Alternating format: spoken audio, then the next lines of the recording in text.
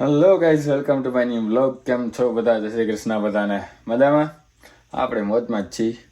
હવે ઉઠ્યા જ છીએ. જો હજી એમને આમ પડ્યું હે એટલે આ તો આપણે કોઈ દિવસ સંકેલતા નહીં. આપણે જીવીએ છીએ બેચલર્સ લાઈફ, એટલે એ એમને જ પડ્યું હોય હંમેશા. બરાબર. લેપટોપ ચાર્જિંગમાં મૂકી દઈએ, કેમ કે લઈ જવાનું આજે સેટરડે છે. આજે સ્કેડ્યુલ બનાવવાનું હોય એટલા માટે.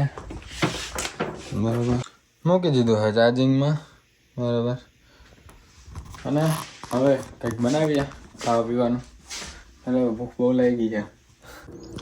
પેલા એક નાનું એવું કેળું ખાઈ લઈએ, અને પછી છે ને જે આપણા મગ પલાળ્યા, મગના પુડલા બનાવશું. હા, શું પાણી પી ગયું બધું. ચણા આપણે બાફવા મૂકી દઈએ. સલાડ તરીકે લેતા જાઉં રેસ્ટોરન્ટે, ત્યાં જઈને સલાડ બનાવશું. કેળું ખાઈ લઈએ પહેલાં, પછી બાફવા મૂકીએ બધાને પુડલા બનાવીએ. ગઈશ મગ ભાત બનાવીને નાખીએ તો આના વધારે મજા આવશે થોડીક એમ. બરાબર, મૂકી દઈએ ભાત ફટાફટ અને બનાવી નાખીએ મગ ભાત. જો આ મૂકી દીધા છે ચણા, અને આમાં છે ભાત. તો હવે મગ ભાતની તૈયારી ચાલુ કરી દઈએ, વઘાર મારવાની. બહુ મોટા પાયે કામ ચાલુ હોય ગાઈસ. જુઓ અહીંયા મગ થોડાક બફાય છે, આમાં ભાત થાય છે, આમાં ચણા બફાય છે. આ ચણા બફાઈ જાય ને એટલે તરત પાછો છે ને આમાં રતારા ગાજર બાફવા મૂકવાના છે, સ્વીટ પોટેટો. બરાબર. શું કહેવાય રતારા ગાજરને ગુજરાતીમાં શક્કરિયા. બરાબર, અમે રતારા ગાજર કહીએ કાઠિયાવાડ બાજુ અમે. તો ચણા બફાઈ જાય એટલે છે ને આપણે રતારા ગાજર આમાં બાફવા મૂકી દઈશું ને અહીંયા આપણે મગનો વઘાર ચાલુ કરશું. ફૂલ લોન, 4 ગેસ, પેકો પેક. બહુ મોટા પાયે કામ ચાલુ છે.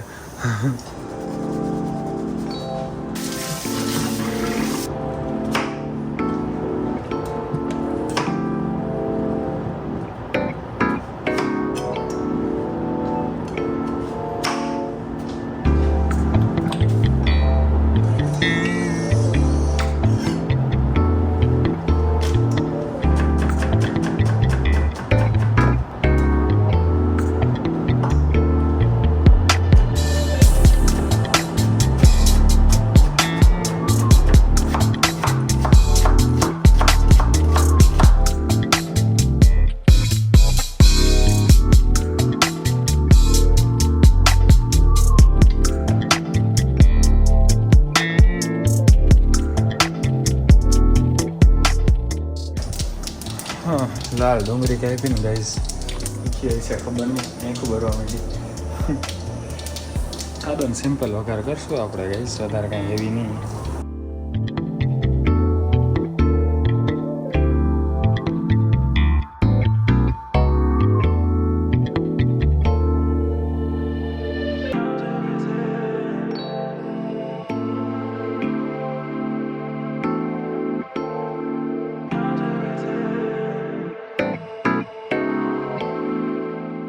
જો હવે આપણું મેનેજમેન્ટ કેમ છે,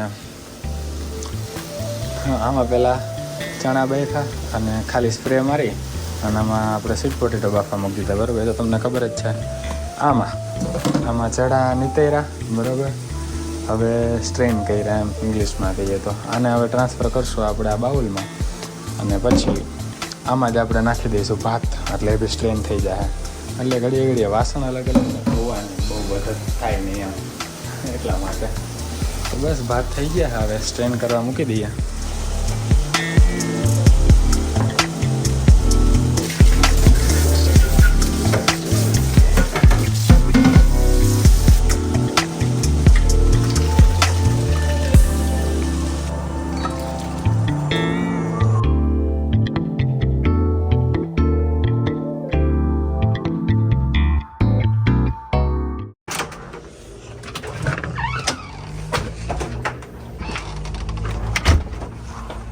હાલો તો ગાઈઝ આપણે નીકળી ગયા છીએ જોબે જવા માટે. બધા તો મગ ખવાના નહીં. 100 ગ્રામ મેં માપીને રાતે શોખ કર્યા હતા, પણ જેટલા ખવાય એટલા ખાધા, થોડાક જ વીધા હે. એ ભેગા લઈ લીધા. આપણે રેસ્ટોરન્ટે જઈને ખાઈ લેવું એમને લુખા. બાકી આપણે સ્વીટ પોટેટો લઈ લીધા છે, લીંબુ શરબત બનાવીને લીધું, અને બીજું શું લીધું હતું? ચણા બાફી લીધા હતા. એ અરે યાર સલાડ રહી ગયું, મતલબ કે કાચું લેવાનું રહી ગયું. હે વિચાર્યું હતું કે કાકડી ને ટમેટું ને લઈ લઈશ, એ બધું રેસ્ટોરન્ટે જઈને કાપીને ચણામાં નાખીને ખાઈ લઈશ. બહુ વાંધો નહીં, રેસ્ટોરન્ટે કાકડી તો નહીં હોય, બાકી બધું તો હશે જ. એ નાખીને ખાઈ લઈશું. અહીં નહીં પહોંચીએ રેસ્ટોરન્ટે ગઈઝીઝ. અને નવા ન્યૂઝ છે યાર, પણ હેપી ન્યૂઝ નથી.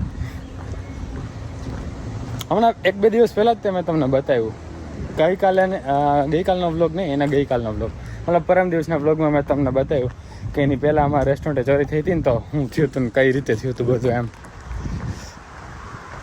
આજે પાછી ચોરી થઈ. સાહેબનો ફોન આવ્યો હતો, હું તો સૂતો હતો. તે કે રેસ્ટોરન્ટ, મેં કીધું ના સર. મેં કીધું શું થયું? તે કે ચોરી થઈ ગયા પાછી. મેં કીધું ગ્રીલ તો લગાડી હતી આપણે એમ. તો એ કે ગ્રીલે તોડી નાખી હે ને એમનામાં. મેં કીધું હે ગ્રીલ કઈ રીતે તોડી? તો કે કાંઈ નહીં, ધક્કો મારીને. તો કે ગ્રીલે કાંઈ એવી બધી હતી નહીં ખાસ, સાચું કહું તો. હા એટલે હવે સિમ્પલ હતી, એમેઝોન પરથી મંગાવેલી હતી, નોર્મલ એવી. તો ઇઝીલી તૂટી જાય એમાંથી. હવે જાઓ રેસ્ટોરન્ટે, ભાઈ ખબર પડશે. હું 94 વિડીયો ફૂટેજ ચેક કરું. અરમાને એમ તો જોઈ લીધો હે વિડીયો ફૂટેજ, જોઉં પછી હું બી કઈ રીતે ને કેટલા વાગે આવ્યા હે ને બધું. પછી તમને બધી ડિટેલ દઉં.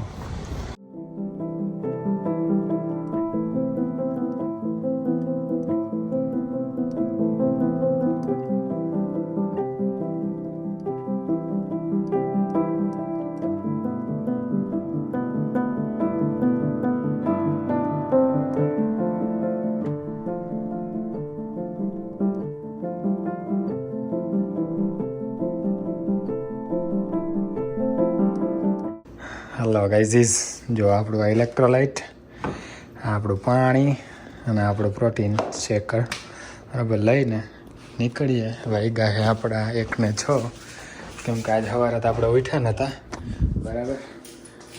ઉઠાવાનું નહોતું આપણે, બપોરે બહુ મોડા ઉઠ્યા હતા. આપણે જીમ જઈને જાય કા એટલે જઈએ. હાલો તો નીકળીએ. બીજું હું 1:07 થઈ છે બરાબર. ફટાફટ પતાવીને આવતા રહીને હોઈ જઈએ. કાલે બપોરે આપણે 12 વાગે જવાનું છે બરાબર. જો ગાઈઝ વાગ્યા 2:34 બરાબર. જીમમાં ગણીને 3 થી 4 જણા છે, અને ચોથો જણા, એટલે 4-5 જણા છે. કાંઈ નહીં, આપણું કમ્પ્લીટ થઈ ગયું છે.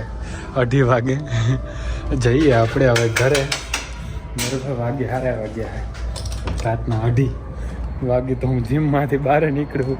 આપણી ગાડીએ રહી જાઉં, આપણી મતલબ કે ગૌરાંગ પારેખની.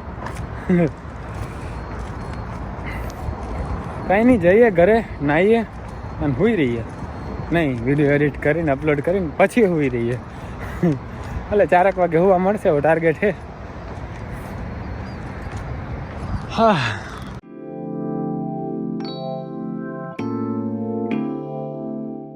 જો ગાઈઝ આજે ટિફિન લઈ ગયું હતું ને, એ બધા ધોઈ નાખીએ. હમણાં બોટલ ધોઈ નાખી અને પેલા બ્લોગ એડિટ કરશું આપણે.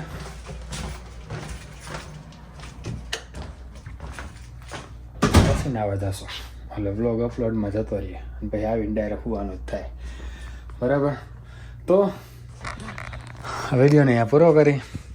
આઈ હોપ તમને મજા આવી છે. મજા આવી તો લાઇક, શેર, કમેન્ટ, સબસ્ક્રાઈબ, ઇન્સ્ટાગ્રામમાં ફોલો બધું કરી નાખજો. મળીએ નેક્સ્ટ વ્લોગમાં. ત્યાં સુધી જય શ્રી કૃષ્ણ, જય શ્રી રામ.